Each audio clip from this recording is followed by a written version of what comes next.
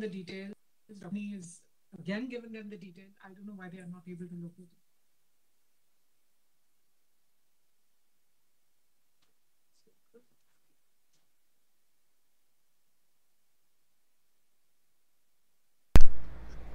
Hello Tayade madam नमस्कार.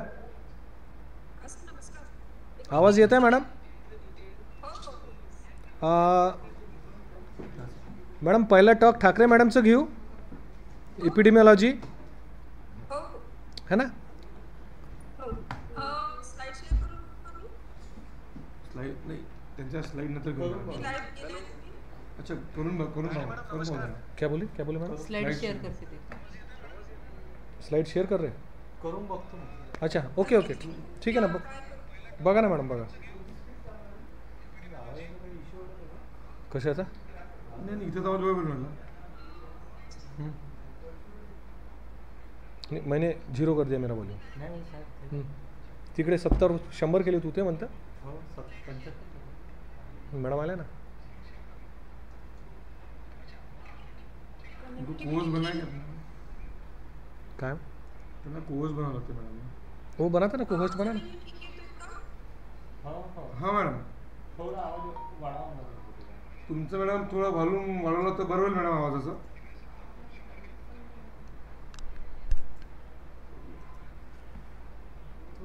अरे असीम भी ज्वाइन हो गया. चलो चालू करते हैं. शुरू करते हैं. रुक जाओ 1 मिनट. असीम सर को बोलो क्या पोस्ट बनाओ के बोलता तुमको. व्यक्ति ज्वाइन हो बोलता. नहीं जान देना ज्वाइन हो गया ना इसमें. हेलो हाँ डाल देना उसने.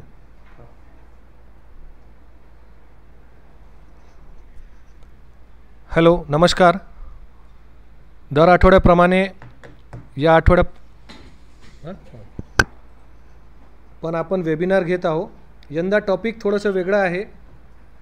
आपल्या सिटीमध्ये डेंग्यू खूप रॅम्पंट आहे, तर म्हणून आपण डेंग्यूवर आपण आज वेबिनार घेत आहोत. We have doctor Sushma Thakre madam, professor and HOD PSM department IGMC. Madam इपिडेमिओलॉजीवर आपल्याला टॉक देतील. आणि सेकंड स्पीकर आहे आपल्याकडे डॉक्टर अश्विनी तायडे मॅडम, त्या ट्रीटमेंट आणि मॅनेजमेंटवर आपल्याला सांगतील. So now I hand over the mike to Sushma Thakre madam. Madam please. Okay, good evening to all. क्या बोला? Tayde madam hello. शेयरिंग हुआ क्या? वो चालू है. अपना होगा ये अपना शेयरिंग. आगे ना. अभी आगे ना. हाँ ठीक है मैडम, आपका स्लाइड शुरू कर दीजिए ना. अरे स्लाइड कहाँ पे? आ गया इसमें से नहीं, ये छोड़ दीजिए. ये स्पीकर है. आ गया.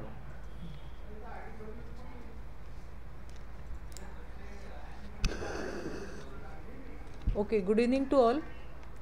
First of all, I want to give the thank you to Honorable Collector Mrs. R. Vimla Madam for giving me the opportunity to speak on the epidemiology and prevention of dengue.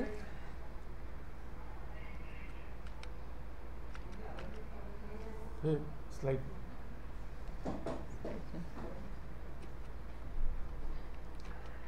As you all know that the cases of dengue are nowadays increasing. So it's really important to have this presentation. तर माझ्या प्रेझेंटेशनचे जे content आहेत ते आहेत introduction, history of dengue, global and national statistic on dengue, NVBDCP glimpses, definition of dengue fever, epidemiology of dengue, vector surveillance and control, and lastly preventive measures. What is dengue? आता आपण इतक्यात डेंग्यूबद्दल बोलत आहे, पण dengue exactly आहे काय आणि dengue haemorrhagic fever काय आहे हे आपल्याला सगळ्यात पहिले बघावं लागेल. So dengue is an acute viral disease which is caused by the group B arbovirus, which is of flavivirus, and it includes 4 serotypes 1, 2, 3 and 4, which is transmitted by Aedes aegypti mosquito, and each serotype provides specific lifetime immunity and short term cross immunity. आणि इथले सगळे जे serotype आहे which can be very fatal and severe also, but there is genetic variation within the serotype and some genetic variants with each serotypes appears to be more virulent or have greater epidemic potential. तर हे थोडंसं history पण आपण जाणून घेऊया की डेंग्यूची history काय, कुठून हा डेंग्यू सुरू झाला. So there is one theory in that it is derived from the Swahili phrase कडिंगा पेप्पो which describe the disease as being caused by the evil spirit. आपण एव्हिल स्पिरिट जे म्हणतो ना त्याच्यामुळे हा डेंग्यू झाला आहे असं सुरुवातीला म्हणत होते. द स्वाहिल वर्ड डिंगा may possibly have its origin in the Spanish word dengue meaning fastidious or careful which would describe the gate of a person suffering from the bone pain and dengue fever. तुम्ही बघितलं असेल डेंग्यूचं जेव्हा patient येतो त्याचं get change झालेलं असतं आणि त्याच्यावरून त्यांनी ते नाव टाकलं. आणि मग ते वेस्ट इंडिजला जे स्लेव्ज होते त्यांचं पण पोश्चर आणि गेट असं झालं होतं जसं काही ते दांडीसारखं झालं होतं, म्हणून त्या या डिसीजचं नाव आपण दांडी फिवर पण ठेवलं. And the first record of case probably dengue fever is in the Chinese medical encyclopedia from the Jin dynasty which refer to a water poison associated with flying insect. आणि याची फर्स्ट कन्फर्म केस जी आहे ती 1789ला आली. त्यावेळेला देखील symptoms असेच होते, myalgia, arthralgia. And the viral etiology and transmission by mosquito were discovered in the 20th century. आणि सेकंड वर्ल्ड वॉर जे झालं त्यावेळेला खूप पॉप्युलेशन मुवमेंट झाली आणि त्यामुळे आपला हा जो डेंग्यू फिवर आहे हा ग्लोबली पसरला. And a pandemic of dengue began in south east Asia after world war and has spread around the globe since then. म्हणजे 20th centuryपासून पूर्ण ग्लोबमध्ये हा डेंग्यू पसरलेला आहे. ही थोडक्यात त्याची हिस्ट्री आहे. आता जर आपण बघितलं की ग्लोबली याचे किती केसेस आहे, पाणी बोलून बोलू ज्याचं WHO दिलेलं आहे. In one of the modeling, they have said that there is 390 million cases per year, of which 96 million manifest clinically. Excuse me.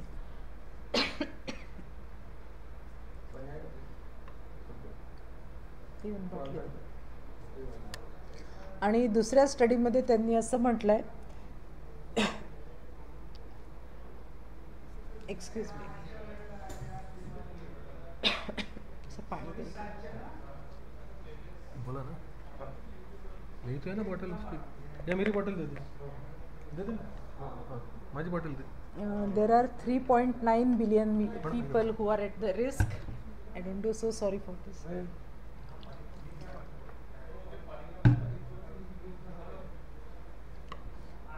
There are 3.9 billion people are at risk, and despite of the infection, जसं 129 कंट्रीजमध्ये आपण infection आहे म्हणतोय, पण 70% of the जे infection आहे त्याचं पूर्ण बर्डन एशियामध्येच फक्त आहे.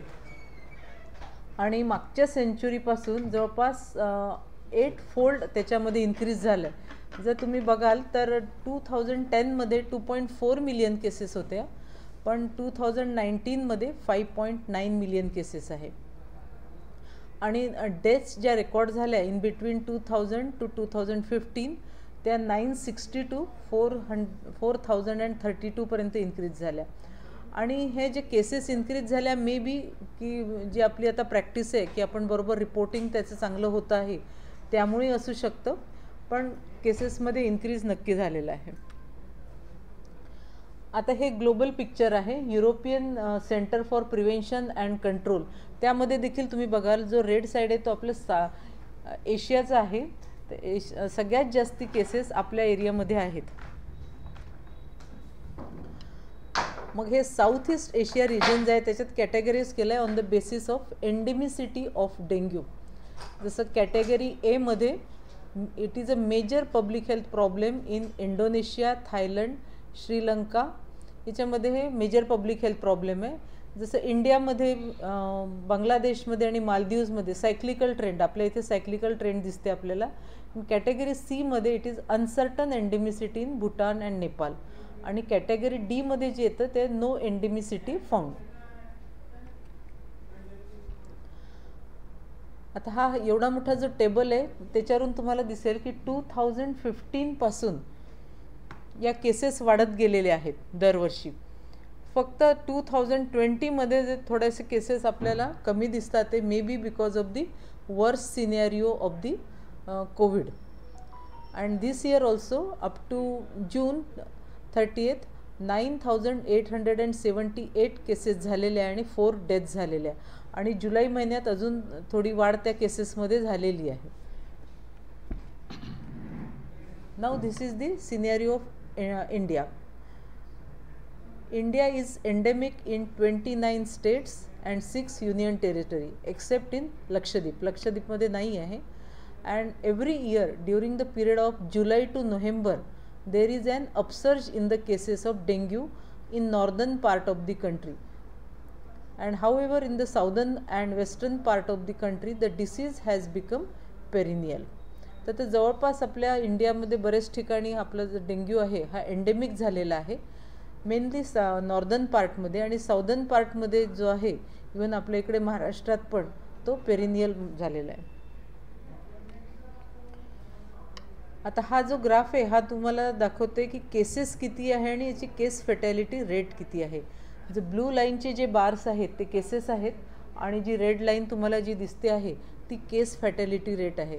जर 2010-2012 मध्ये तुम्ही बघाल तर केस फॅटॅलिटी रेट तुम्हाला नक्कीच जास्ती दिसेल आणि हळूहळू हा केस फॅटॅलिटी रेट 2017 पर्यंत कमी झालेला आहे. अजूनही केस फॅटॅलिटी रेट कमी आहे पण केसेस नक्कीच वाढतात आहे. केस फॅटॅलिटी रेट म्हणजे समजा केसेस झाल्या 100 पैकी त्याच्यापैकी किती जणांची डेथ होते that is case fatality rate. Sir हा केस फॅटॅलिटी रेट म्हणजे डेथ नक्की कमी झालेल्या आहेत पण केसेसचा नंबर हा वाढलेलाच आहे. नंतर जर स्टेट वाईज तुम्ही डेंग्यूचं सिच्युएशन जर पाहिलं तर त्यात तुम्ही बघाल सगळ्यात जास्ती जे पर्सेंटेज आहे ते केरळामध्ये it is 37%, in Karnataka it is 22%, Tamil Nadu 17%, मग गुजरात आंध्र प्रदेश इथे 2%, 3% आणि आपल्या महाराष्ट्रामध्ये 1% आहे. म्हणजे as compare to other state आपल्या महाराष्ट्रात तसं डेंग्यूचं प्रमाण कमी आहे. आता आपण याचं एपिडेमॉलॉजिकल फॅक्टर्स बघू. जेव्हा आपण एपिडेमॉलॉजिकल फॅक्टर्स बद्दल बोलतो तेव्हा आपण 3 फॅक्टर्स बद्दल बोलतो. एक आहे एजंट, दुसरं आहे होस्ट आणि तिसरं आहे एन्व्हायरमेंट. तर एजंट जो आहे हा तुम्हाला माहिती आहे सगळ्यांना it is a single positive standard RNA virus which is known as dengue virus. त्याला DENV1, DENV2, DENV3 and DENV4 of arbovirus group. And त्याचं जीनस आहे फ्लॅव्हिव्हायरस आणि फॅमिली आहे flaviviridae which are responsible for causing dengue and dengue haemorrhagic fever. So या सगळ्या व्हायरसेसमुळे आपल्या इथे dengue आणि डेंग्यू हिमोरेजिक फीवर होत आहे. होस्ट फॅक्टर म्हणाल तर dengue can occur at any age. कोणत्याही एजमुळे मध्ये होऊ शकतो, कोणत्याही सेक्समध्ये होऊ शकतो. पण असं आढळून आलं आहे की ज्या डेथ्स आहेत डेंग्यूच्या त्या जास्ती आपल्याला चिल्ड्रनमध्ये दिसतात ते आणि मेनली जेव्हा डेंग्यू हिमोरेजिक फीवरचा आउटब्रेक असतो तेव्हा. तर तिसरं आहे एन्व्हायरमेंटल फॅक्टर्स. एन्व्हायरमेंटल फॅक्टर्समध्ये आपण बघू की एडिस इजिप्ती कसं आहे. Aedes aegypti is the vector, main vector of the dengue and dengue haemorrhagic fever.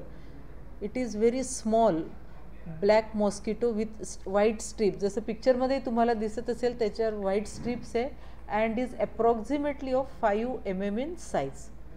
And it takes about 8 to 10 days to develop in the virus in its body and it transmit the disease. नंतर आपल्याला जेव्हा vector control करायचं आहे तर त्याच्या सगळ्या हॅबिट्सही माहीत करून घेणं आवश्यक आहे. सगळ्यात पहिली हॅबिट म्हणजे फीडिंग हॅबिट. जनरली हा Aedes aegypti it is a day biter and it mainly feeds on the human being in domestic and peridomestic situation when it bites repeatedly. Generally हा रिपीटेडली बाईट्स करतो.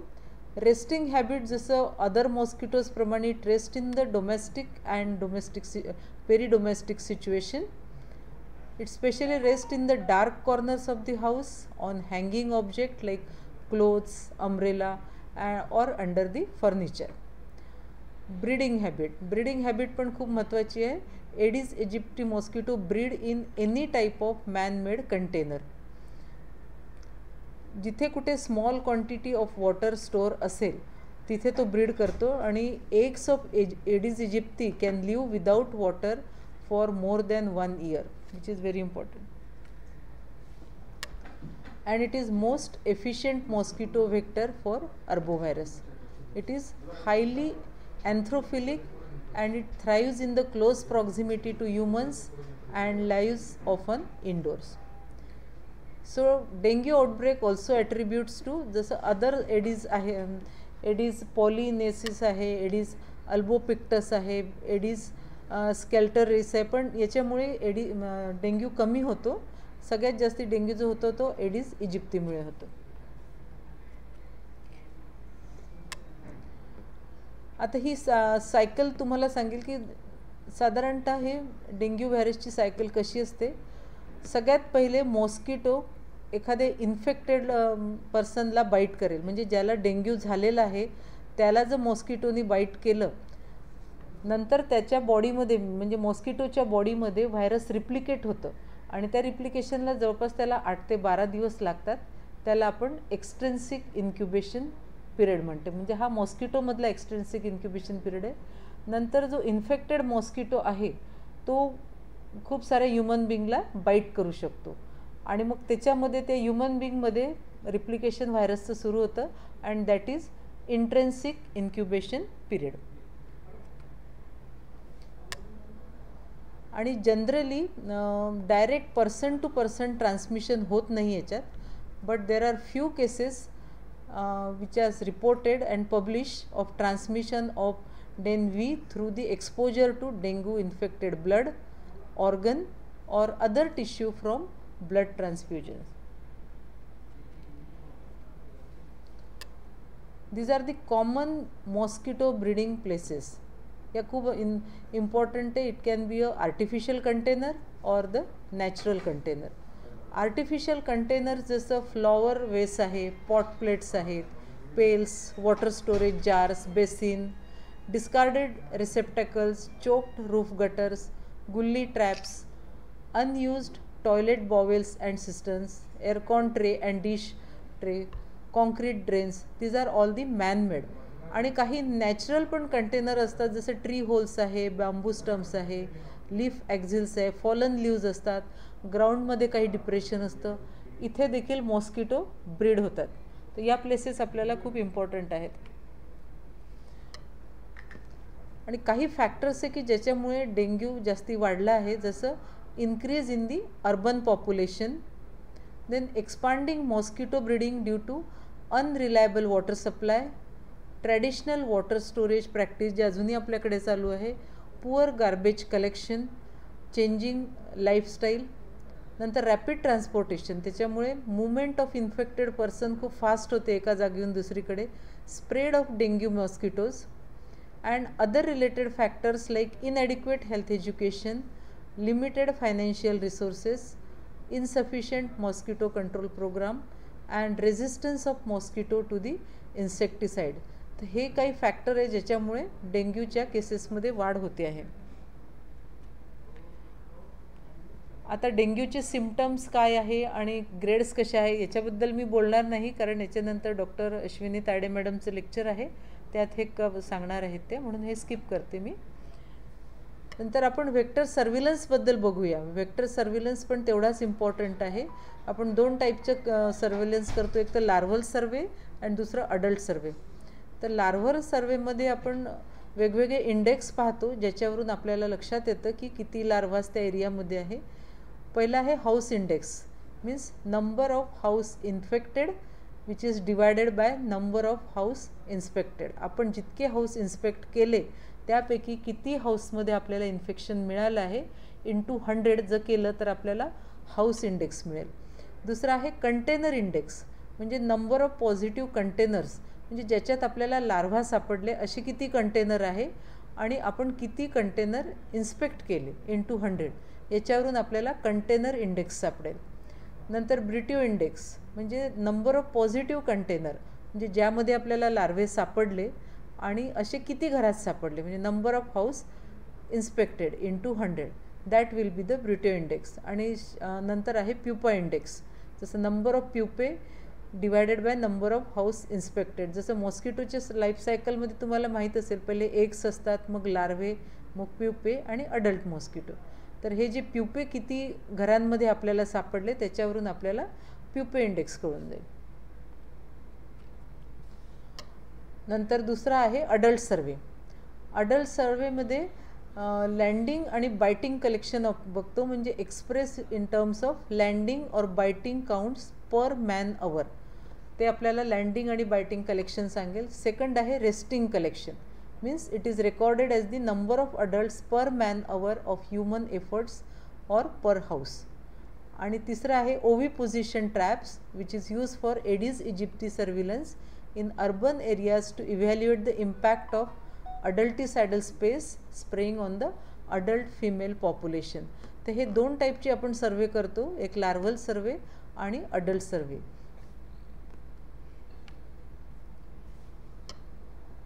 आता आपल्याला elimination vector control करायचं आहे. तर पहिलं आहे elimination of mosquito breeding places.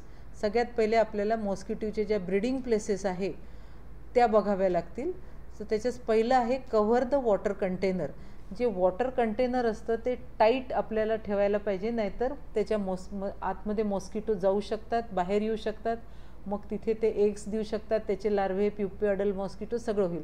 म्हणून जे वॉटर कंटेनर आहे ते टाईट ठेवायचे. दुसरं septic tanks and soak away pits, it should also be covered and seal so that dengue mosquito cannot breed there. Removal of rubbish, तुम्हाला माहिती आहे जे गार्बेज कलेक्ट होतं त्याच्यामध्ये बऱ्याचशा छोट्या छोट्या वस्तू असतात, त्याच्यामध्ये रेन वॉटर कलेक्ट होऊ शकतं आणि त्यामध्ये मॉस्किटो ब्रीड करण्याचे चान्सेस असतात. म्हणून हे रबिश ताबडतोब आपल्याला रिमूव्ह केलं पाहिजे. Then biological control. बायोलॉजिकल कंट्रोलसाठी आपल्याकडे आहेत मॉस्किटो, जसं गप्पी फिश आहेत, ते लार्वे खातात. त्याच्यामुळे जर गप्पी फिश आपण जर सोडले तर लार्वा कमी होऊ शकेल. जसं पॉन्ड्स आहे, स्ट्रीम्स आहे, याच्यामध्ये आपल्याला हे फिश सोडावे लागतात. नंतर chemical control like safe and easily use larvicides as temephos sand core granules can be placed in water container to kill the developing wigglers. नंतर पर्सनल प्रोटेक्टिव्ह मेजर्स. एक तर आपल्याला ब्रीडिंग प्लेसेस कमी करायचे आहेत किंवा ठेवायचेच नाही. दुसरं म्हणजे आपल्याला स्वतःला प्रोटेक्ट करायचं आहे. जर स्वतःला प्रोटेक्ट करायचं आहे तर त्याच्यासाठी पण पुष्कळशा प्रिव्हेंटिव्ह मेजर्स आहेत. जसं पहिलं आहे मॉस्किटो कॉईल आणि electric vapour mats.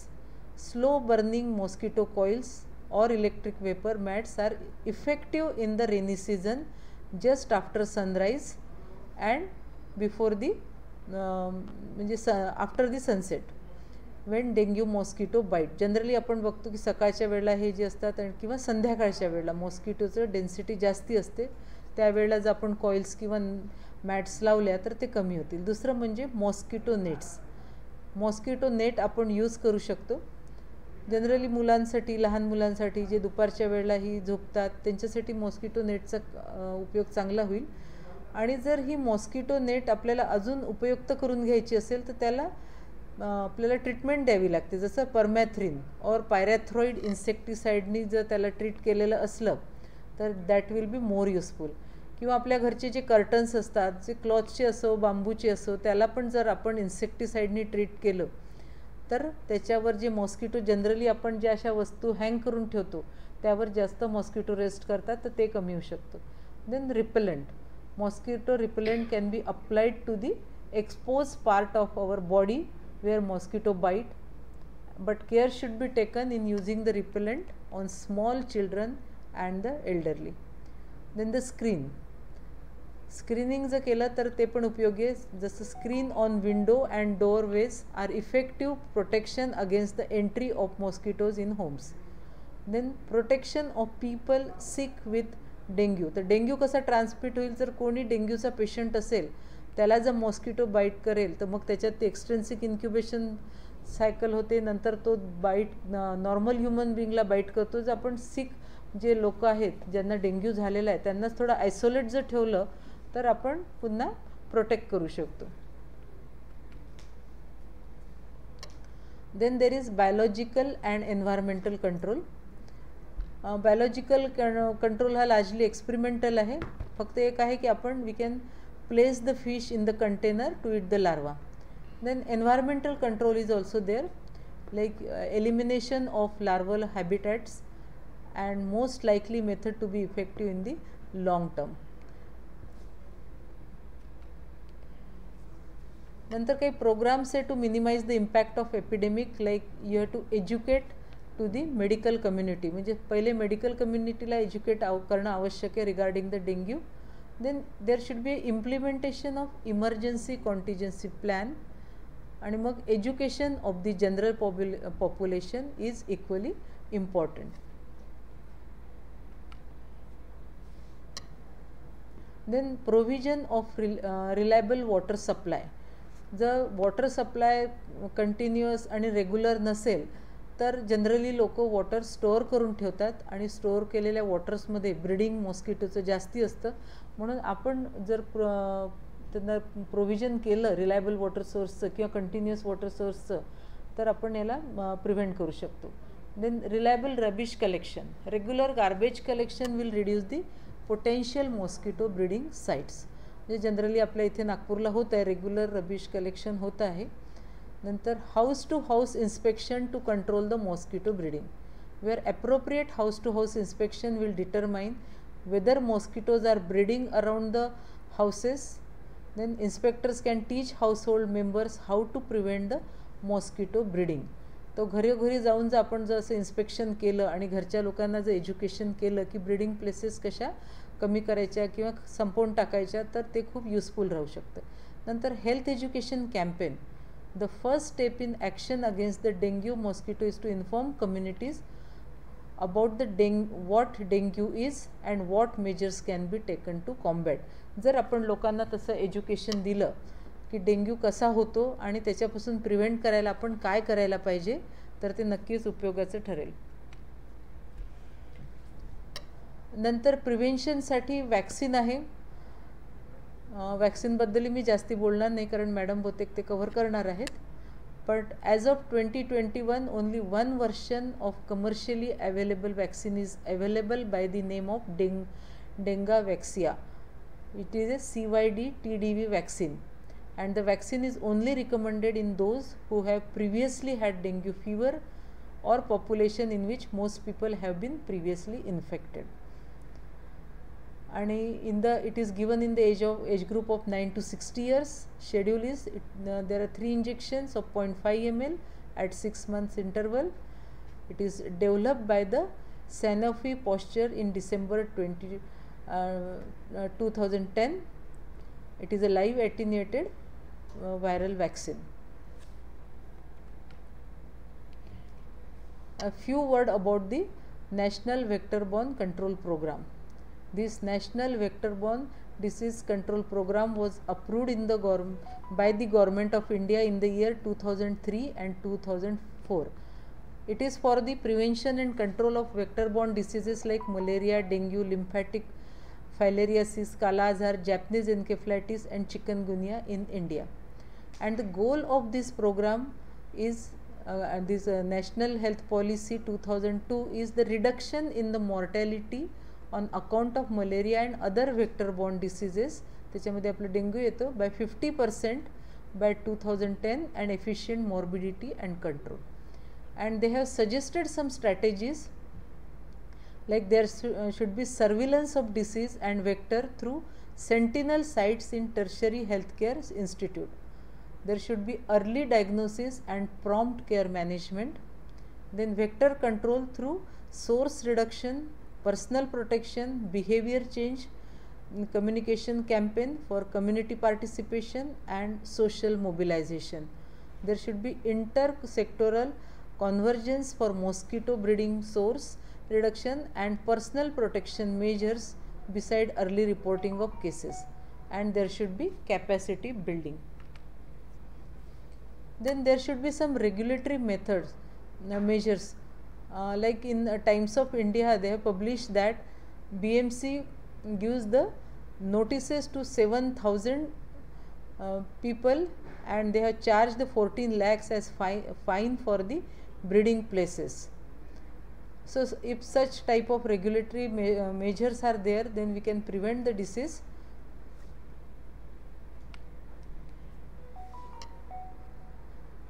Then there's some key messages, like we have to hold community council meeting about dengue.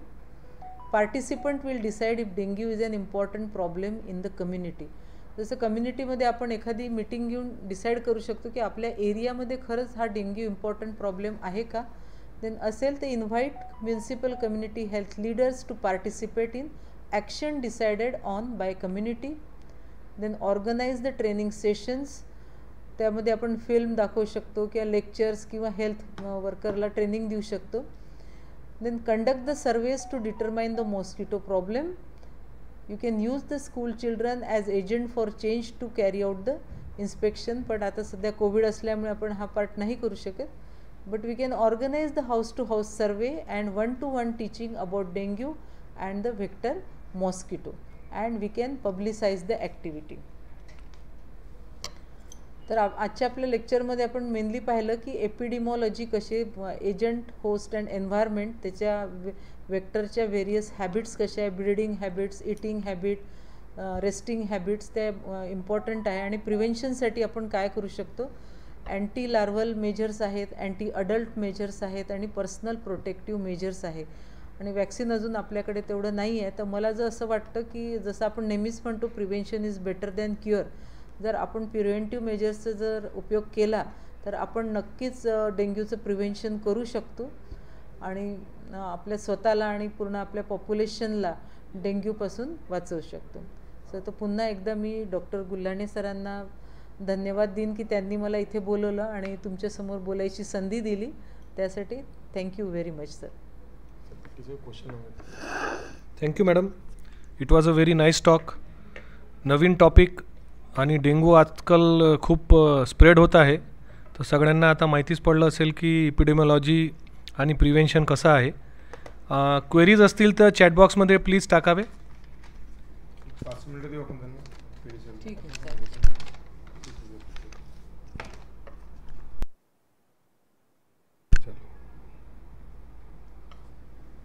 एक दो कॉल आए थे मैडम वैक्सीन के बारे में, बीच में अभी आपने वैक्सीन बताया वैसे ही कॉल लगे लोगों को लगा कि अच्छा अच्छा वैक्सीन का जरूर. हाँ वैक्सीन का इसलिए अपन एक्चुअली वो मैडम कवर करती है वैक्सीन का, इसलिए मैंने लिया नहीं उसको.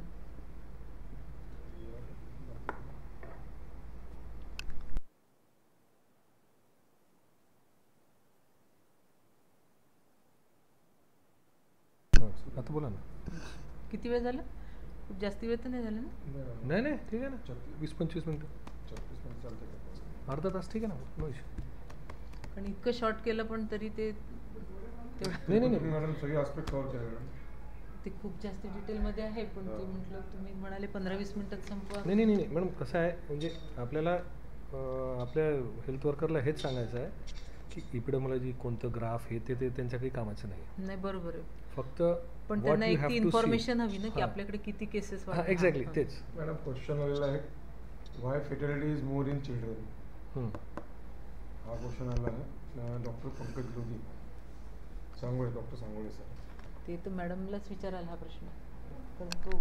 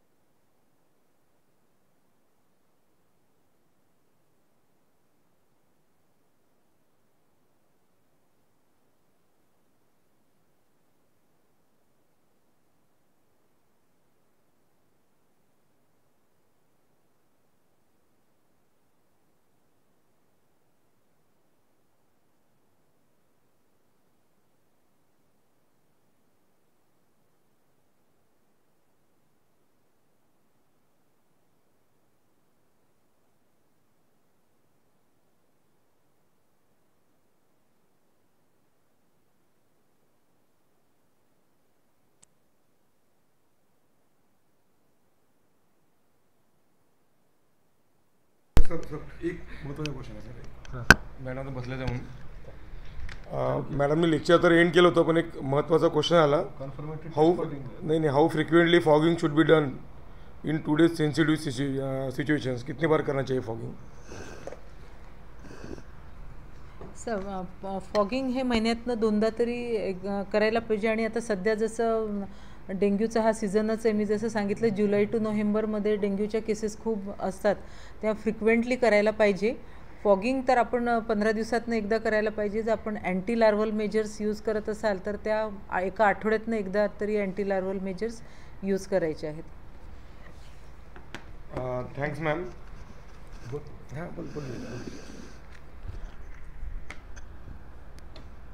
ये क्वेश्चन है सर कंफर्मेटरी टेस्ट, तो अगले टॉपिक में आएंगे. Thank you ma'am. Now I request Ashwini Tade madam to please start your talk. Good evening, sir. Good evening, ma'am. Good So, evening. first of all, thank you, Collector ma'am and Hulani sir for inviting me here on this platform. जसं आपण सगळे लोक बघतोय आणि पेपरमध्ये वाचतोय, सगळेजण बरेच डेंगी पेशंट्स पण बघतोय. सो लास्ट इयर आवाज क्लियर आहे सर? हो हो ma'am. Yes ma'am. Yes. So last year dinghy patients अधिकारी होते आपल्या जवळ, आणि लास्ट इयर पुढे या सीझनमध्ये कोविडमुळे त्यांना आपल्याला पुढे ब्रश करायची गरज आहे. डेंगी पेशंट्स आणि चिपकून जातो असं म्हणतो का? जसं डेंगी पेशंट्स वाढत आहेत पेपर्स मध्ये, आणि हे आपण वाचतोय की डेंगीचे पेशंट्स बरेच येतात आहे. आणि जसं आपल्याला मॅडमनी सांगितलं एपिडेमॉलॉजी, मी याच्या डिटेलमध्ये नाही जाणार. सो इंडियामध्ये तसेही डेंगी आपण कम्पॅरेटिव्हली बघितलं बाकी कंट्रीजच्या, सो डेंगीचं प्रमाण बऱ्यापैकी जास्ती आहे. आणि आपल्या पॉप्युलेशनचा नंबर बघता आपण नेहमीच डेंगी पेशंट्स मध्ये बऱ्यापैकी टॉप करतो. सो काही गोष्टी इम्पॉर्टंट डेंगी बद्दल सांगते. बऱ्याच बेसिक पार्ट मॅडमनी कव्हर केलाय, मी फक्त त्याचा क्लिनिकल आणि मॅनेजमेंट पार्टवर फोकस करते. सो काही गोष्टी हे आहेत की जसं 4 टाइप्सचे व्हायरस असतात, सो 4दा डेंगी होऊ शकतो. आणि त्यातलं इम्पॉर्टंट म्हणजे second dengue can be severe, so DEN 2 followed by DEN 4 जर असेल तर ते सिव्हिअर होईल. पण इम्पॉर्टंट पार्ट हा एक लक्षात ठेवणं जरुरी आहे की जर आपण त्याचं डिटेक्शन अर्ली केलं आणि जर प्रॉपर मॅनेजमेंट केलं, so it reduces the fatality rate of severe dinghy below 1%, and which is really important part of it. कारण मेजर आपला डेंगीचा जे फिअर आहे, पॅनिक आहे, ते डेंगी रिलेटेड कॉम्प्लिकेशन्स आणि मॉर्टॅलिटीमुळे आहे. सो जर अर्ली डिटेक्शन झालं आणि जर अवेअरनेस वाढलं, प्रॉपर टेस्टिंग होऊन जर डिटेक्ट झाला आणि फ्लुइड मॅनेजमेंट आणि बाकी प्रोटोकॉल जर आपण फॉलो केले तर मॉर्टॅलिटी आपण डेफिनेटली कमी करू शकतो. आणि हे जे डेंगी डेथ आपण जे म्हणतो ते आपण कुठेतरी याला आळा घालू शकतो. प्रिव्हेन्शन मेजर्स ऑलरेडी मॅडमनी बऱ्यापैकी कव्हर केले आहे.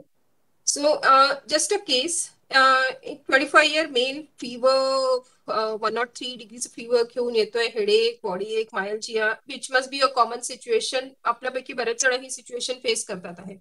आणि receive 1 dose of COVID vaccine. So याला डेंगी म्हणायचं, याला कोविड म्हणायचं की काय म्हणायचं, आणि how do we approach all this patients. So basically सध्याचं सीझन आहे, आपल्याकडे डेंगी पेशंट्स पण आहेत, पण सोबत बाकी पेशंट्स आणि बाकी इन्फेक्शन्स पण वाढतात आहे, आणि ते पण आपल्याला कुठेतरी लक्षात ठेवणं जरुरी आहे. जसं सर्दी खोकला आणि हे आहे तर इन्फ्लुएन्झाची पॉसिबिलिटी जास्ती आहे. व्हेरी रेअर ओकेजन मध्ये आपल्याला डेंगी पेशंट्स मध्ये पण सर्दी खोकला मिळतोय, पण सर्दी खोकला आहे तर कोविड आणि फ्लू डेफिनेटली आपले पहिले डिफरन्शियल येतील. जसं डेंगीमध्ये रॅश मिळते तर ती रॅश मिझल्स, रुबेला ह्या इन्फेक्शन्स मध्ये आपल्याला रॅश मिळू शकते, ती आपल्याला एक लक्षात ठेवायला हवी. आणि कंजंक्टिव्हायटिस, डोळ्यामध्ये जे रेडनेस आहे किंवा डेंगीमध्ये ब्लिडिंग होतं, त्यामुळे बरेचदा कन्फ्युजन होतं की व्हायरल फीवर, तुमचे ब्लड रिपोर्ट्स पण मोर ऑर लेस सेम असतात, तर ते कुठेतरी एक कन्फ्युजन असतं की दुसरं काही व्हायरल फीवर आहे की डेंगीच आहे की आणखी काही आहे, कारण बरेचदा तुमचे सगळे रिपोर्ट्स मॅच होत नाही डेंगी सोबत. तर ह्या गोष्टी लक्षात ठेवणं जरुरी आहे. मलेरिया, अजूनही आपल्याला खूप जास्ती मलेरियाचे पेशंट्स मिळत नाही आहेत, पण इंडिया इज एंडेमिक आणि we can always get malaria patient. So malaria test जर आपले तुमची डेंगी निगेटिव्ह आहे किंवा अटिपिकल प्रेझेंटेशन आहे तर मलेरिया नेहमी लक्षात ठेवणं जरुरी आहे.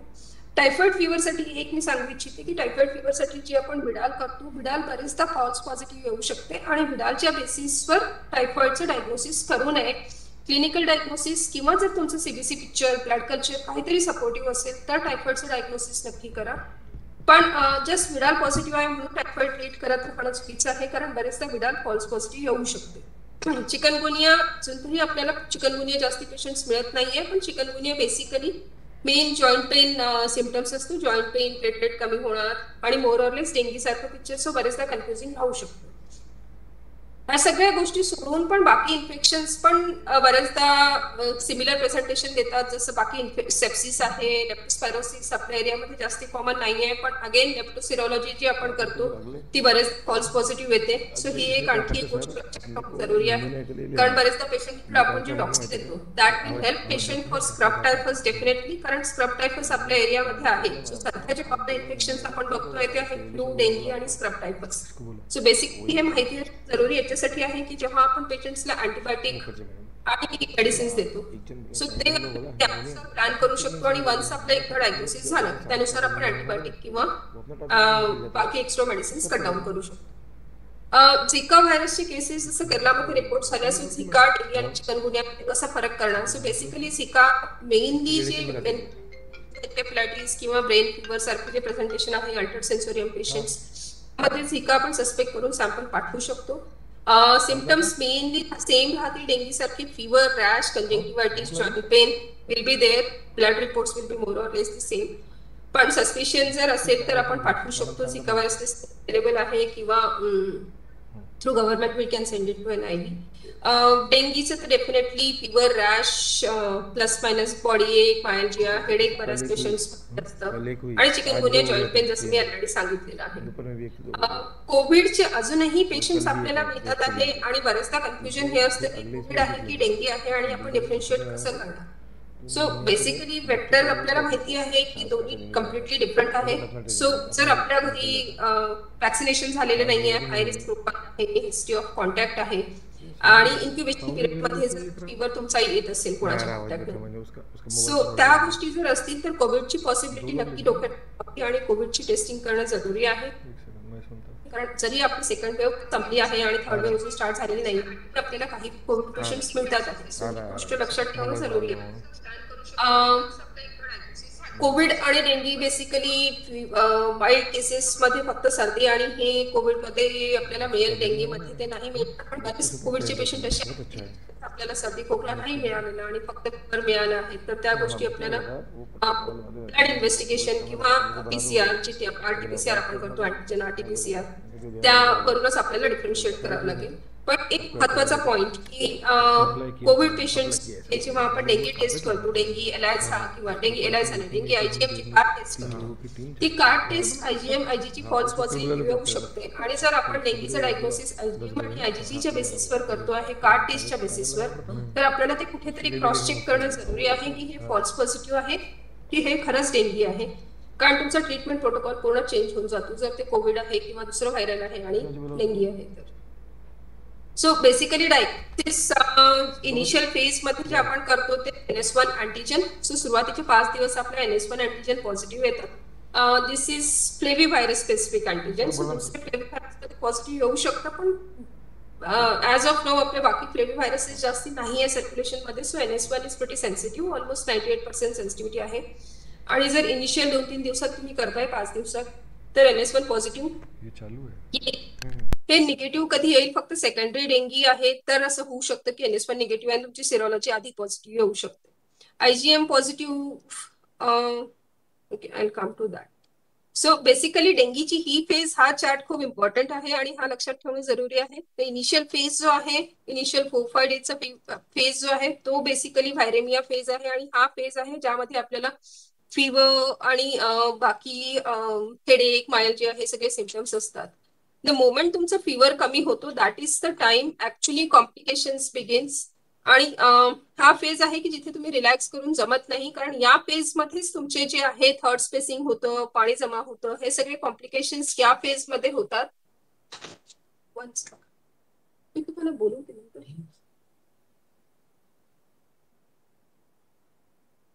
सॉरी.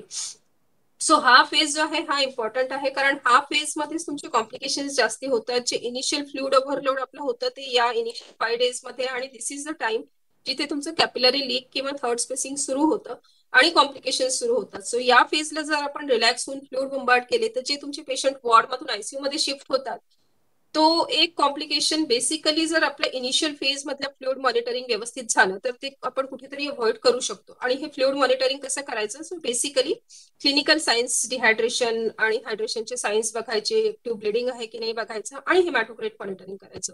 सो हे या गोष्टी जर आपण इनिशियल 5 ते 6 दिवसात इनिशियल डायग्नोसिस सोबत जर अर्ली मॅनेजमेंटमध्ये या गोष्टी इन्क्लूड केल्या तर हे सेकंड वीक किंवा 5व्या दिवसानंतरचे कॉम्प्लिकेशन होतात ते आपण बऱ्याच प्रमाणात अवॉइड करू शकतो. आणि जे मी सुरुवातीला म्हटलं की मॉर्टॅलिटी आपली 1% कमी होऊ शकते, that is basically because we can target all this parameters beautifully if we know the protocol and if we follow it sincerely. So basically phases डेंगीचे आहे. सुरुवातीची फेज जी फेब्राईल फेज, जसं मी म्हणाली की हा व्हायरॅमिक फेज जो आहे that is febrile phase.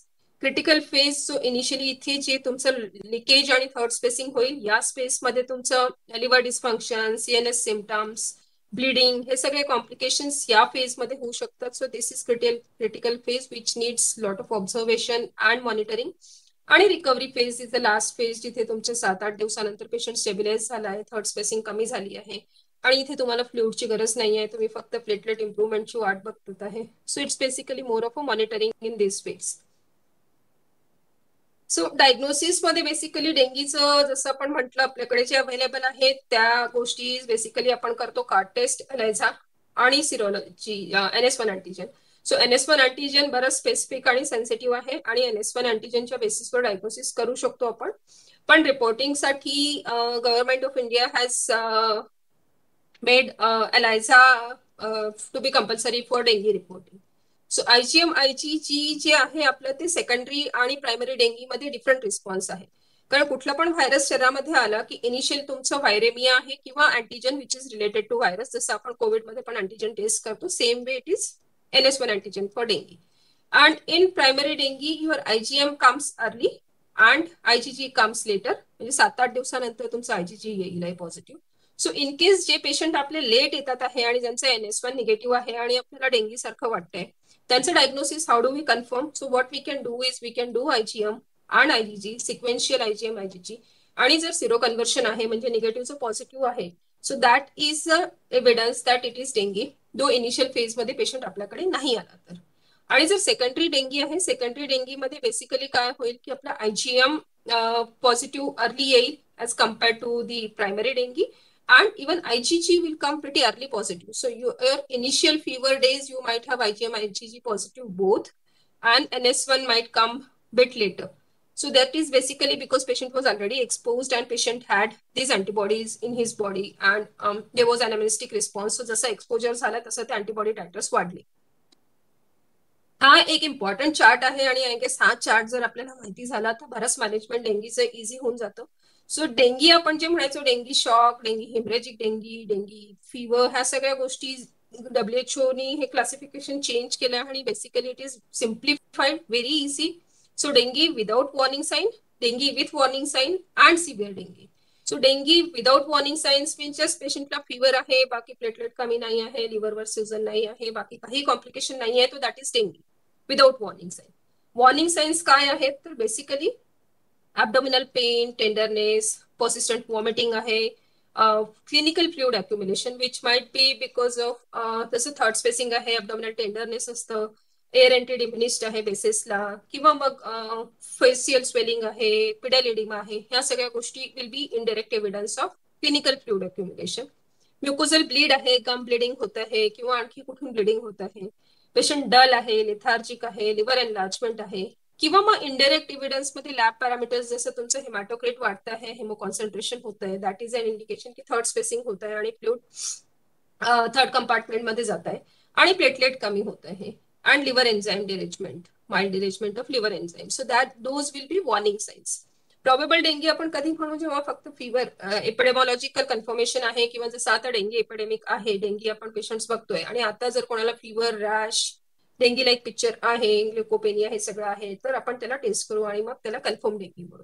Criteria for severe dinghy basically आपण काय बघू, प्लाझ्मा लिकेज आहे, हेमरेज आहे आणि ऑर्गन इम्पेअरमेंट, हेच मेन कॉम्प्लिकेशन्स आपण बघतो. एक इज CNS इम्पेअरमेंट किंवा alter sensorium dengue encephalitis is what we see. दुसरं is bleeding complication, where in तुमचं ऍक्टिव्ह ब्लिडिंग असतं, लिव्हर डिस्फंक्शन आहे, आणि थर्ड इज हे सगळ्या गोष्टींसोबत मग renal impairment, organ impairment which might be liver failure, renal failure. So severe plasma leakage मध्ये basically shock, dengue shock syndrome जो आपण म्हणतो तो जेव्हा तुमचं प्लाझ्मा लिकेज खूप जास्ती आहे to the extent that patient is landing up in shock and patient is requiring inotropes and fluid resuscitation आणि फ्लुइड अक्युम्युलेशनमुळे रेस्पिरेटरी डिस्ट्रेस होत आहे, patient is requiring respiratory support, that is severe plasma leakage. Severe bleeding as in evaluated by clinician like haemoglobin drop आहे, active bleeding आहे किंवा indirect science आहे जसं CNS bleed किंवा आणखी काही इनडायरेक्ट सायन्स आहे ब्लिडिंगचे, ऍक्टिव्ह ब्लिडिंग व something like that. Severe organ involvement जेव्हा AST ALT तुमचे लिव्हर एन्झाईम्स 1000च्या वर आहे, अल्टर्ड सेन्सोरियम किंवा लॉस ऑफ कॉन्शियसनेस आहे आणि दुसरे ऑर्गन इन्व्हॉल्वमेंट आहे, यापैकी कुठलंही असेल तर त्याला आपण सिव्हिअर डेंगी लेबल करू. So coming back to patient, how do I approach this patient? ह्या पेशंटला घरी पाठवायचं, या पेशंटला ऍडमिट करायचंय की या पेशंटला डेली बोलवायचंय फॉलोअपला, how do I decide? So जसं मी म्हटलं basically dengue with warning sign, yes, we have to be really cautious. Dengue without warning sign, we can ask them to monitor at home. So warning signs काय आहे ते बघायचे आणि warning signs नाही आहे तर आउटपेशंट मॅनेजमेंट आपण करू शकतो. जसे severe abdominal pain, persistent vomiting, basically vomiting असल्यामुळे पेशंट ओरली घेऊ शकत नाही आणि that is a indication of giving IV fluid so that patient doesn't land up in dehydration. ते is mucosal bleeding which means patient need platelet supplement किंवा blood product supplement. Liver enlargement, clinical fluid accumulation which will require monitoring, lethargy, drowsy आहे किंवा patient orally घेतोय तरी पण dehydration होत आहे, increase हिमॅटोक्रिट वाढतंय आणि प्लेटलेट रॅपिडली फॉल होत आहे which requires monitoring. So these will be indication where you need to admit the patient. Otherwise यातलं काही नाही आहे तर आपण त्यांना OPD बेसिसवर फॉलोअपला बोलवू शकतो. Or else those who are in high risk category ज्यांच्यामध्ये वॉर्निंग साइन्स नाहीये पण कॉम्प्लिकेशनची संभावना जास्ती आहे, जसं प्रेग्नन्सी आहे, इन्फंट आहे, डायबिटिक्स आहे, डायबिटीसमुळे ऍडिशनल सेप्सिस इन्फेक्शन किंवा रेनल फेल्युअर, हे सगळे कॉम्प्लिकेशन जास्ती राहू शकतात. ओल्ड एज आहे, elderly people behave differently as compared to young people. So all these are indications to admit the patient even if patient doesn't have any warning signs. And if patient is severe dengue, definitely that patient lands up in ICU or patient has to be with us. So outpatient management मध्ये basically काय करायचं? Follow them with CBC, watch for dehydration, clinical signs of hydration like skin turgor बघायचंय, skin signs of dehydration आहे की नाही, oral we can see for look for tongue whether there are any signs of dehydration. In addition, we have to look for any signs of fluid accumulation or third spacing as well. So keep auscultating the patient, keep looking for abdominal tenderness or any active bleeding. आणि fever कमी होतोय की नाही बघायचं. Fever कमी होतोय so that is a time where in we need to pitch in आणि monitor, aggressively monitor करणं जरुरी राहील. Not that every patient lands up in complication, but I guess by now all of us understand which patient is landing up in complications. But despite of all these years of practice, sometimes yes, there are googlies and we have to be really cautious in dengue. Fever control करण्यासाठी we can give them acetaminophen, which is paracetamol 6 hourly, but do not give them ibuprofen, aspirin or aspirin containing drug because risk of renal failure will be there. And yes, tepid sponging is advisable to control the fever. So what is important is if you cut down the fever or cut down the intensity of fever, तेवढंच dehydration कमी होईल आणि patient will feel better. Prevent dehydration, so we can ask patient to keep taking orally as much as they can tolerate. And watch for signs of dehydration which might be decreased urination, few or no tears in pediatric population, dry mouth, tongue or lips, sunken eyes, listlessness, agitation or confusion. Fast heartbeat, tachycardia, that is something we will have to monitor. Sometimes even patient might tell us की ते heartbeat थोडं वाढलं आहे. आणि cold एक्स्ट्रीमिटीज आहे, बच्चू असतील तर फ्रंटनल sunken आहे, ह्या सगळ्या गोष्टी आपण मॉनिटर करू शकतो. प्रिव्हेन्शन मॅडमने कव्हर केलं आहे बऱ्यापैकी. आणखी काही सिच्युएशन्स आहेत जे आपण रुटीनली बघतो, जसं एल्डरली पेशंट आहेत, यंग पेशंट आहेत ज्यांचे फिवर कमी नाही होऊन राहिले आहे, प्रेग्नन्सी आहे, हे थोडे कॉम्प्लिकेटेड सिच्युएशन जे आपल्याला day in and day out face करावं लागतात. या सगळ्या सिच्युएशन मध्ये काय करायचं? सो ऍडमिशन जसं मी बेसिकली म्हणाली की ज्यांना वॉर्निंग सायन्स आहे त्या पेशंट्सला ऍडमिशन जरुरी आहे. आणि warning science basically I'll read it one more time. So basically ज्यांची क्लिनिकल इम्प्रुव्हमेंट नाही आहे, पर्सिस्टंट वॉमिटिंग आहे आणि जे काही खाऊ नाही शकत आहे, अब्डोमिनल पेन खूप जास्ती आहे, लेथार्जी आहे, ऍक्टिव्ह ब्लिडिंग आहे, किडीनेस किंवा सीएनएस इन्व्हॉल्वमेंट सारखं काही वाटतं आहे, एक्स्ट्रीमिटीज कोल्ड आहे, शॉक वाटतोय पेशंटला आणि आउटपुट कमी झालं आहे, यापैकी काहीही असेल तर पेशंटला ऍडमिशन जरुरी आहे. किंवा मग लॅब पॅरामीटर्स जसं तुमचं प्लेटलेट ड्रॉप होत आहे सिग्निफिकंटली, एलएफटी डिरेंज्ड आहे, पेशंटला ऍक्टिव्ह ब्लिडिंग आहे, तर पेशंटला ऍडमिट करणं जरुरी आहे. हे चार्ट्स WHO चे चार्ट्स अवेलेबल आहे जे आपल्याला फ्लुइड कसं द्यायचं पेशंटला ते क्लिअर कट सांगतात. So basically important point is we ask the patient और we monitor the patient for signs of dehydration. आणि नॉर्मली जे आपण फ्लुइड देतो out patient basis that is just to check there are no signs of dehydration. एकदा patient admit झाला की मग then fluid management differs. Basically तुमचं intake output, हेमॅटोक्रिट एक चेक करायचं आणि क्लिनिकल सायन्स ऑफ डिहायड्रेशन आहे की नाही आहे त्यानुसार फ्लुइड आपण डिसाईड करायचं. पेशंट शॉकमध्ये असेल तर शॉकनुसार ट्रीट करायचं आहे आणि पेशंट शॉकमध्ये नसेल treat somewhere between 50 to 100. It's not specific, so the guidelines are clear cut. किती द्यायचं पेशंटला प्रत्येक पेशंटच्या वेटनुसार बेसिकली आणि सायन्स ऑफ डिहायड्रेशन आणि हिमॅटोक्रिट ह्या 3 गोष्टी लक्षात ठेवून जर आपण फ्लुइड दिले तर जे थर्ड स्पेसिंग होत आहे, फ्लुइड ओव्हरलोड होऊन पेशंट आयसीयू मध्ये शिफ्ट होतात आहे, त्या गोष्टी आपण अवॉइड करू शकतो नक्की. हे चार्ट्स WHO आणि NCDCच्या वेबसाईटवर हे चार्ट्स अवेलेबल आहेत आणि हे नक्की फॉलो करा. हे चार्ट्स फॉलो केले तर मॅनेजमेंट खूप इझी होऊन जातं डेंगीचं आणि कॉम्प्लिकेशन रेट बऱ्यापैकी कमी होऊ शकतो. डेंगी मध्ये बेसिकली सायन्स कसे बघणार डिहायड्रेशनचे आहे नाही आहे. सो काही सटल सायन्स आहे जसं कॅपिलरी रिफिल आहे, एक्स्ट्रीमिटीज बघायचे आहे, थंड आहे, वॉर्म आहे, हार्ट रेट कमी झाला आहे, सिग्निफिकंट टॅकिकार्डिया आहे which might B indirect evidence of bleeding किंवा डिहायड्रेशन. हायपोटेन्शन आहे किंवा नॅरो पल्स प्रेशर आहे, तुमचं सिस्टोलिक डायस्टोलिक डिफरन्स कमी होतो आहे, that will be a indirect evidence. So ह्या सगळ्या गोष्टी जर आपण मॉनिटर केल्या, रेस्पिरेटरी रेट वाढतो आहे जो थर्ड स्पेसिंग किंवा फ्लुइड जमा होताना वाढेल आहे, युरिन आउटपुट कमी होतोय, तर या मॉनिटरिंग केल्या तर तुमचं मॅनेजमेंट बऱ्यापैकी इझी होऊन जातं. एकदा पेशंट ऍडमिट झालाय की फ्लुइड कधी बंद करायचं जरुरी नाही आहे. पेशंट ऍडमिट आहे तर त्याचं फ्लुइड कंटिन्युएशन मध्ये देणं जरुरी आहे. So as long as patient is taking orally आणि पेशंटचं हिमो कॉन्सन्ट्रेशन नाही होत आहे, डिहायड्रेशन नाही आहे, सायन्स ऑफ कॅपिलरी लीक असेल तर मग तुम्हाला फ्लुइड कमी करावं लागेल.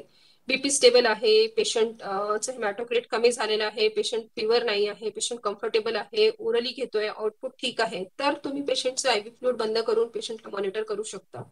आणि पेशंटला डिस्चार्ज कधी करायचं आहे बेसिकली. सो पेशंटचे प्लेटलेट इम्प्रूव्ह होत आहे, क्लिनिकली ठीक आहे आणि ओरली घेतोय पेशंट, तेव्हा आपण पेशंटला डिस्चार्ज करू शकतो.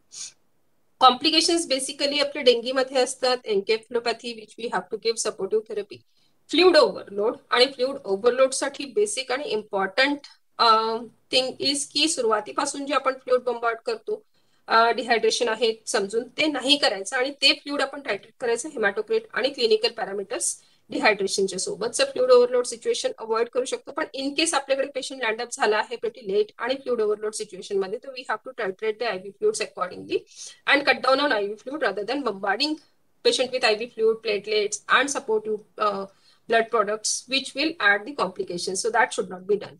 Acute liver failure, yes, we will have to take help of hepatologists if they are available or else symptomatic therapy. आणि बरेचदा तुमचं लिव्हर फेल्युअर डेंगीचं क्रिटिकल नसेल किंवा फल्मिनंट हिपॅटिक फेल्युअर नसेल तर बरेचदा with supportive therapy it recovers.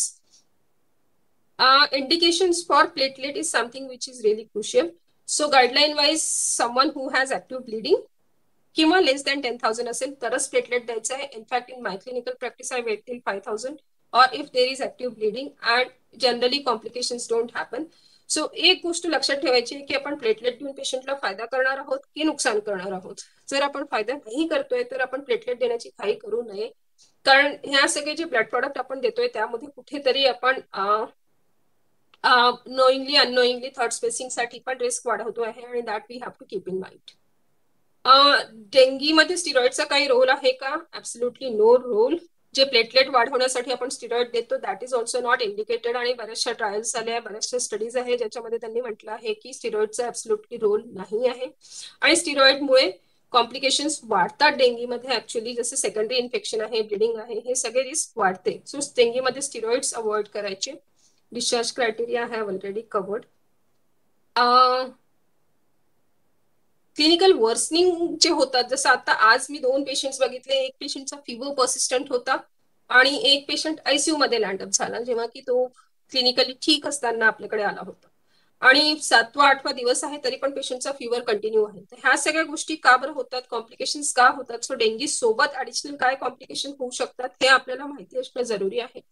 Basic complication is misdiagnosis at the frontline. जसं मी म्हणाली की पॉझिटिव्ह सिरोलॉजी जर आपण आयजीच्या बेसिसवर डेंग्यू डायग्नोज करतोय, NS1 नाही आहे आणि ती फॉल्स पॉझिटिव्ह आहे आणि इट इज नॉट डेंग्यू आणि समथिंग एल्स, ती पॉसिबिलिटी नक्की डोक्यात असावी आपल्या. inadequate monitoring किंवा misinterpretation of vital sign which is possible, inadequate monitoring of fluid intake and urine output. So ह्या सगळ्या गोष्टी खूप स्ट्रिक्ट मॉनिटरिंग करणं जरुरी आहे to improve the outcome in dengue. शॉकचे जे इनिशियल सायन्स मी तुम्हाला सांगितले ते जर मिस झाले तर मग पेशंट आपले फास्ट प्रोग्रेस होतात आणि वर्सन होतात. तर आणि sometimes they don't give us time also. So identifying all this signs in time definitely helps. Late recognition of severe bleeding, जसं की ॲब्डॉमिनल टेंडरनेस आपल्या लिव्हर फेल्युअर मधून आपण डिग्लेक्ट करतो आणि कधी कधी होतंय की ॲब्डॉमिनल ब्लिडिंग आहे, राईस ट्यूब मध्ये ब्लड येत आहे पण ते आपल्या लक्षात नाही आलं. So by the time we notice it patient lands up with severe shock. So हे सगळे कॉम्प्लिकेशन्स डेंगीमध्ये होतात पण जर बेटर मॉनिटरिंग असेल तर आपण हे सगळे कॉम्प्लिकेशन अवॉइड करू शकतात. Too much or too little IV fluid is the commonest reason for worsening and that we keep coming across often. So monitor their fluids and manage it well. That is the best thing we can do to manage dengue patients. आणि जे additional fever complications आहेत ते basically जसं आजचे पेशंटचे मी 2-3 example देते. जसं एका पेशंटमध्ये basically turn out to be scrub infection in addition to dengue and that is why patient was worsening. So we started patient on doxycycline and patient responded. Patientचा scrub ELISA पण positive होता. So dengue सोबत additional काही infection आहे का जे सध्या सुरू आहेत ह्याची पॉसिबिलिटी नेहमी असावी. सो पेशंट तुमचा डेंगी आहे पण रिस्पॉन्ड नाही करतायत, ह्या सगळ्या गोष्टींचा कुठेतरी विचार व्हायला हवा. बरेचदा पेशंट आयसीयू मध्ये ऍडमिट असतो किंवा हॉस्पिटलमध्ये ऍडमिट आहे, थ्रोम्बोफ्लेबायटिस होतो, IV लाईन आउट होते आणि त्यामुळे फिवर येऊ शकतो. जे आपण मेडिसिन्स देतो ड्रग फिवर म्हणतो, ड्रग फिवर येऊ शकतो किंवा ऍडिशनल सेप्सिस आहे, सेकंडरी इन्फेक्शन आहे. सो अँटीबायोटिकचा रोल डेंगीमध्ये ॲसच नाही आहे. अँटीबायोटिक सुरुवातीला ऍडमिट झाला आणि डायग्नोसिस क्लिअर नाही आहे तेव्हा आपण अँटीबायोटिक द्यायला पाहिजे. पण एकदा डायग्नोसिस क्लिअर आहे की डेंगी आहे मग आपल्याला माइल्ड डेंगी आणि ह्याच्यामध्ये अँटीबायोटिकची गरज नाही आहे. अँटीबायोटिक कधी द्यायचे, जेव्हा तुमचा पेशंट रिस्पॉन्ड करत नाही आहे किंवा तुमचा पेशंट प्रोग्रेसिव्ह वर्सनिंग होत आहे, ऍडिशनल बॅक्टेरियल इन्फेक्शन सस्पेक्ट करताय, सेंट्रल लाईन किंवा फोलिस कॅथेटर, बाकी इंटरव्हेन्शन्स आहे पेशंटला आणि त्या रिलेटेड इन्फेक्शन वाटतं आहे, तेव्हा अँटीबायोटिक अप्रोप्रिएट अँटीबायोटिक देणं जरुरी आहे. पण अननेसेसरी अँटीबायोटिकचा काही रोल डेंगीमध्ये नाही आहे. इट इज व्हायरल फीवर आणि डेंगी असोसिएटेड बॅक्टेरिया खूप लिमिटेड नंबर आहे, खूप सिग्निफिकंट नाही आहे. ऍडिशनल कॉम्प्लिकेशन एक हिमोफॅगोसायटोसिस म्हणून असतं, ते पण होऊ शकतं but that is not so common complication which is quite common in pediatric age group also. Elderly patient थोडं डिफरंट बिहेव करतात नॉर्मल इन्फेक्शन्स मध्ये, पण एल्डरली पेशंट्स बरेचदा असं होतं की अल्टर्ड सेन्सोरियम आहे, लवकर कोलॅप्स होतात आहे आणि नॉर्मल पॅटर्न जो आहे क्लासिक पॅटर्न तो फॉलो नाही करणार, त्यांचे ऑर्गन डिस्फंक्शन जास्ती लवकर होऊ शकतात, रिनल फेल्युअर हे सगळे कॉम्प्लिकेशन्स, CNS कॉम्प्लिकेशन्स लवकर होऊ शकतात आणि फ्लुइड इम्बॅलन्स बेसिकली बिकॉज बरेचदा त्यांचे डायबेटिक आहे, रिनल फेल्युअर पेशंट्स असतात, बरेच पेशंट कार्डियक पेशंट्स असतात. सो या पेशंट्समध्ये मॉनिटरिंग थोडं स्ट्रिक्ट हवं आणि कॉम्प्लिकेशन्स होऊ शकतात ती आपल्याला माहिती हवी.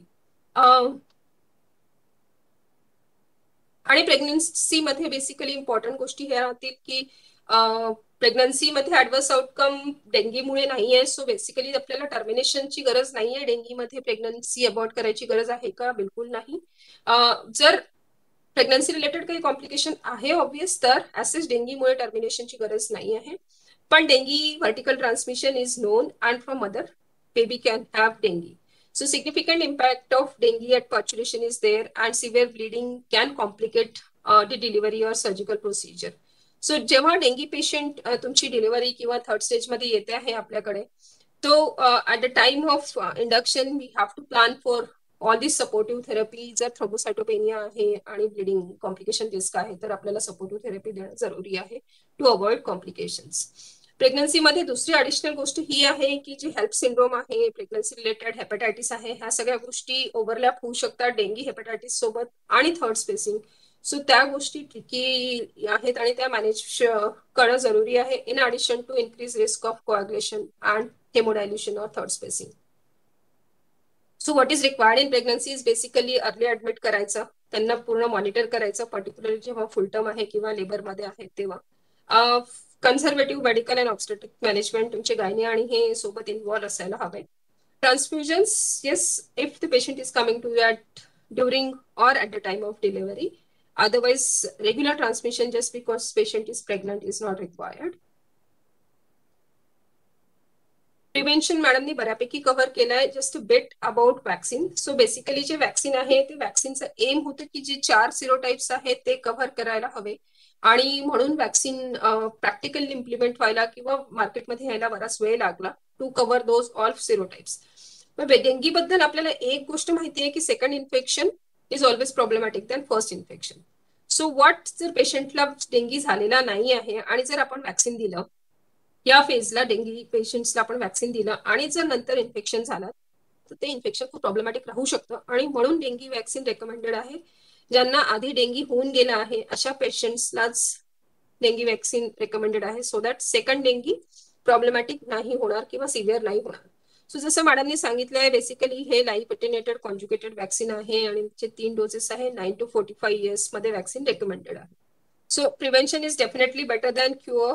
सो वॅक्सिनेशन तर आपल्याकडे अवेलेबल नाही आहे, पण बाकी जे एपिडेमॉलॉजिकल पार्ट आहे प्रिव्हेन्शनचा तो आपण नक्की करू शकतो. आणि जेव्हाही पेशंट आपल्याकडे येतो आहे सिम्पटम्स घेऊन, so early diagnosis and proper monitoring of hydration, proper monitoring of fluid is something आपले सगळे कॉम्प्लिकेशन्स कमी करू शकतात. काही डूज अँड डोंट्स आहेत सीडीसीचे, ते आपण नक्कीच वाचायला हवे. So just a bit of it. जसं मी म्हणाली होती, don't use steroids, don't give platelet transfusion for low platelet count unless and until patient has active bleeding. Don't give half normal saline, कारण आपल्याला थर्ड स्पेसिंगची रिस्क आहे ती आपल्याला avoid करायची आहे. आणि don't assume that IV fluids are necessary. Quite a few number of time patient फक्त increase oral fluid intake करून पेशंट ठीक होऊ शकतात. पेशंट टॉलरेट नाही करतोय किंवा सिव्हिअर डिहायड्रेशन आहे, so that is a time आपल्याला आयव्ही फ्लुइड्स देणं जरुरी आहे. इन ऍडिशन एक गोष्ट आहे, एक कन्फ्युजन बरेचदा असतं की पेशंट्स प्लुरल इफ्युजन घेऊन येतात, मग ते टॅप करायचं का? टॅप प्लुरल इफ्युजन करायची जरूरत नाही आहे आणि again guidelines is you should not tap it, कारण मग तुम्ही टॅप कराल तर तुम्ही ऍडिशनल हेमरेज आणि ब्लिडिंग कॉम्प्लिकेशनची रिस्क वाढवू शकता. सो पेशंटचा ब्रिदिंग कम्फर्ट इम्प्रूव्ह करण्यासाठी प्लुरल फ्लुइड टॅप करणं is not advisable. So again, I'll say कि prevention is definitely better than cure. So जे पण डेंगी पेशंट्स आपल्याकडे येतात आहे त्यांना थरोली मॉनिटर करा, हेमॅटोक्रिट प्रॉपर बघा, हायड्रेशन प्रॉपर बघा आणि फिवर मॅनेजमेंट करा. And if there are any complications, manage that. So that will simplify the dengue treatment and management for all of us and cut down on the risk of complications. Thank you. Thank you once again, Collector Office Gulane sir and Vimla madam for giving me this opportunity.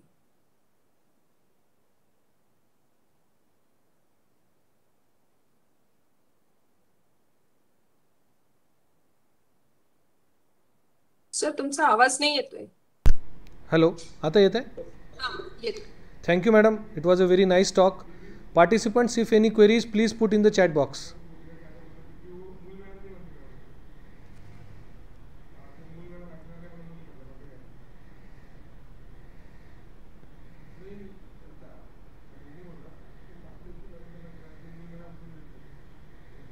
Ma'am, there was one question, why fatality is more in the children's?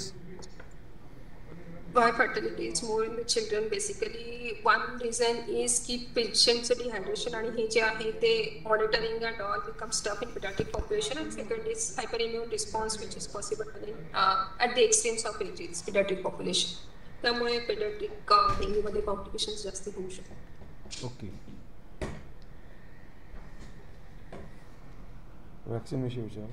One question is when to give vaccine to patient after dengue positive? Dengue positive document झाला की specific gap as such is not there, but on an average what we say की infection तुमचं settle झालेलं हवं, so on an average 4 weeks gap and then you can go ahead.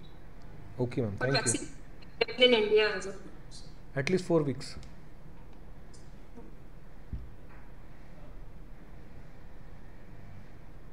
और किसी की नहीं है ना क्वेश्चन? वो क्वेश्चन ना भाई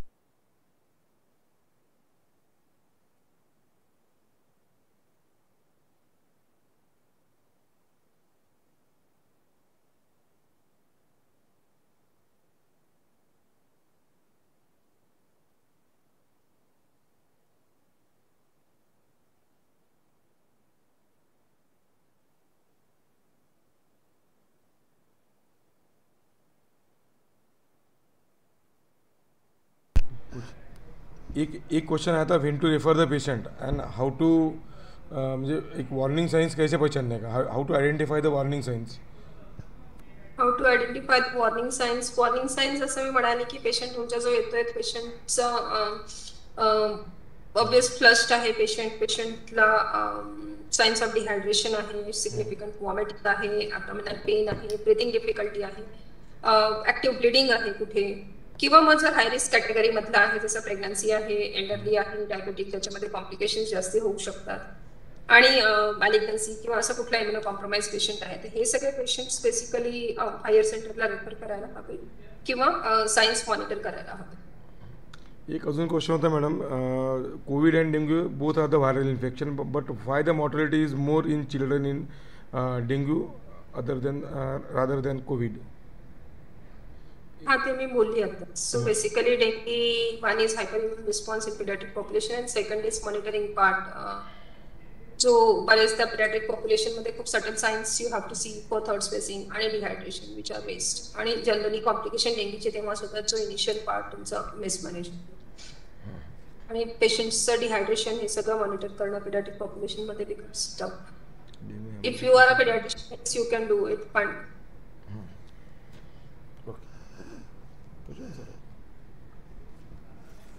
Any other queries? Please post in the chat box.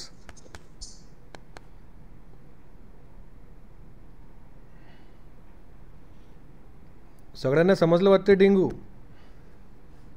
Madam का प्रेजेंटेशन बहुत अच्छा था.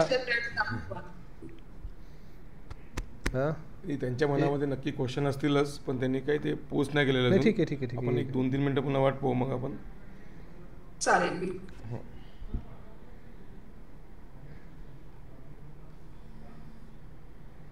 अच्छा, dengue fever why involve to liver, spleen and other organs. जानना पड़ेगा ना. Madam, any antibiotics which can be given in first stage? नाही, तेच मी antibiotics should not be, there is no role. Initial phase मध्ये काही रोल नाहीये. फक्त अँटीबायोटिक कधी द्यायची, जेव्हा पेशंट ऍडमिट करताय, तुमच्याजवळ डेंगीचं डायग्नोसिस नाही आहे आणि आपल्याला नक्की नाही आहे की डेंगी आहे की दुसरं बॅक्टेरियल इन्फेक्शन आहे, स्ट्रेप्टोकाइटिस आहे, तर आपण अँटीबायोटिक द्यायची. एकदा आपल्याला माहिती आहे की हा डेंगी आहे आणि बाकी काही नाहीये सोबत, तेव्हा आपण अँटीबायोटिक बंद करू शकतो. इनफॅक्ट त्याच्यामुळे फायदा हा होईल की पेशंटला जो ड्रग फीवर येतो अँटीबायोटिकमुळे तो कमी होईल. आणि दुसरी गोष्ट म्हणजे बरेचदा आपण डॉक्सी आणि ह्या सगळ्या गोष्टी देतो, त्याच्यामुळे ऍसिडिटी, गॅस्ट्रायटिस खूप वाढते, आणि ऑलरेडी पेशंटला लिव्हर हेपॅटायटिस आहे, ॲब्डोमिनल पेन आहे, तर ह्या सगळ्या गोष्टी ते कॉम्प्लिकेशन वाढवतात, तर ते कुठेतरी आपण अवॉइड करू शकतो. Right ma'am. मॅम, एक ने विचारलं, dengue fever involve liver, spleen and other organs also? हा, hepatosplenomegaly, reticulo endothelial system involve होते, सो म्हणूनच आपल्याला हेपॅटोस्प्लिनोमेगाली मिळतं, हेपॅटायटिस मिळतं. Yes. And what is utility of vaccine in for dengue prevention? एक क्वेश्चन आला. Find high mortality of second episode of dengue, definitely vaccine is going to be helpful. For second, you mean to say, you said that if you have suffered from dengue, then only you take the vaccine? For second, as of now, for prevention of first dose, it is not approved. First episode. There is one question, madam. Platelet count 15,000 with no bleeding. Should you transfuse the platelets? We should not. 10,000. In fact, Then what is the benefit? So ideal guideline is 10,000 or active. Or bleeding.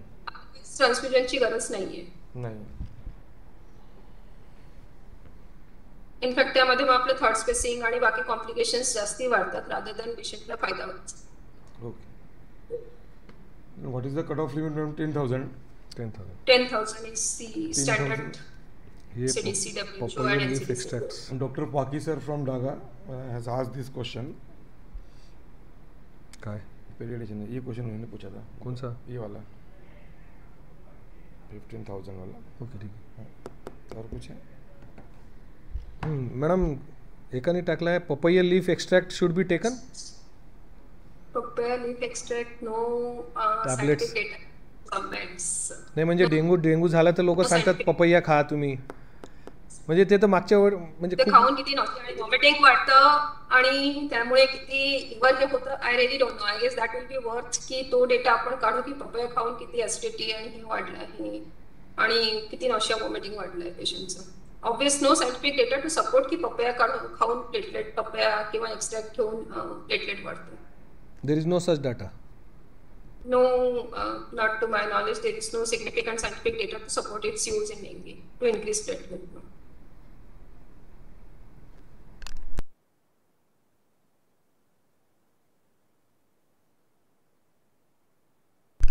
There is one differentiate pediatric COVID and dengue.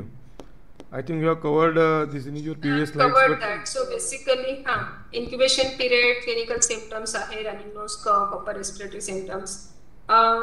कोविडची possibility किती आहे, vaccination झालं आहे नाही झालं आहे, ह्या सगळ्या गोष्टी ओव्हरऑल विचार करून मला वाटतं डेंगी आणि कोविड डिफरन्शिएट करावं लागेल. In addition lab parameters to some extent but not always, कारण बरेचदा पिडियाट्रिक कोविडमध्ये पण फक्त फीवर आणि वाईल्ड फीवर हे सिम्पटम राहू शकतात, सर्दी खोकला न राहून. सो डिफरन्शिएट करणं मुश्किल जाईल आणि in that case if clinically it is difficult to differentiate we'll have to go ahead with RT-PCR and NS1. Madam mixed infection भी हो सकते हैं मैडम, मिक्स भी हो सकता. तो treatment will be the same in mix in. तो हमारे पास अभी तक नहीं आया कोविड प्लस डेंगी, बट अगर न पड़ता है तो इट्स पॉसिबल. जैसे लास्ट वेव में, फर्स्ट वेव में था Covid dengue, Covid malaria, Covid scrub सब कॉम्बिनेशन थे. Particularly in Mumbai people have seen. आपल्या इकडे इतका नव्हता डेंगी लास्ट इयर, पण हे सगळे पॉसिबल आहेत combination. So we have to be alert if patient is not responding, किंवा पॉसिबिलिटी आहे. Thank you madam, it was a very nice talk. लोकांनी प्रश्न पण विचारले, म्हणजे त्यांनाही समजलं थोडं. We hope. धन्यवाद मॅडम, पुढे पण गायडन्स कधी लागेल तर please do share your treatment and management part with us. Anytime. Right ma'am. Thank you ma'am. Thank you. Thanks for a nice presentation. Thank you sir. Thanks sir. Streaming बंद कर रहा हूँ मैडम गई ना. हाँ ठीक है, एक सेकंड, इसको बंद करना पड़ेगा ना स्ट्रीमिंग. हो हाँ हाँ बाकी अप्लाई ना. हाँ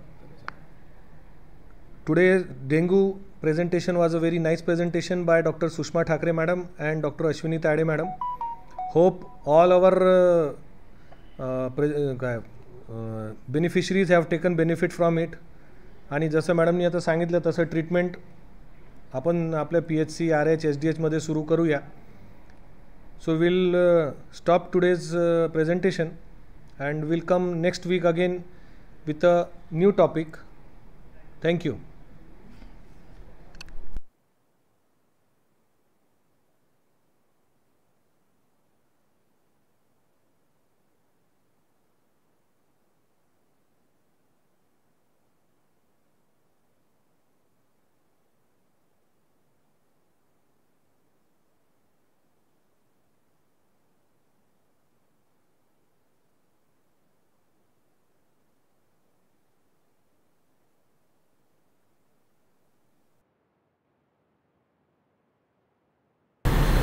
अगली वीक का फिर देते बोलो. हाँ, तो अगली वीक क्या बोल रहा तू?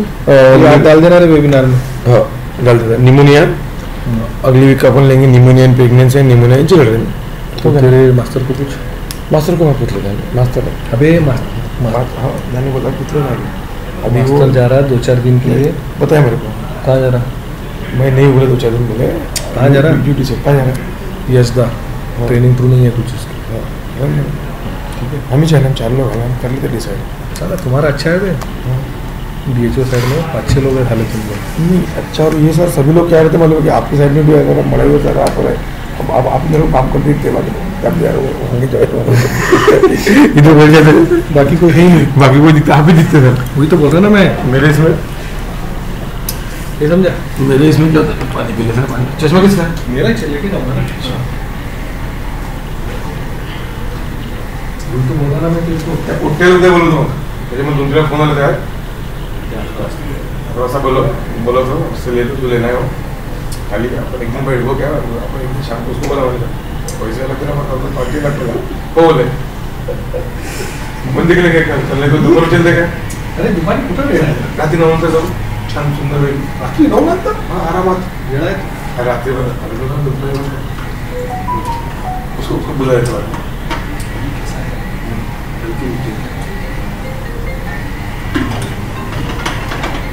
तो पैसे कमा लो.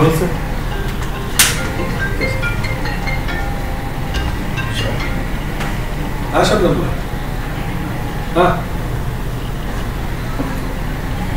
अगली भी ना हाँ हाँ पता है मुझे कैमरा तो चालू ही है हाँ हाँ ठीक है ना तो क्या होगा तो बंद कर देते कैमरा हाँ हाँ आराम थैंक यू आवाज नहीं आ रही ना आवाज आती आवाज येते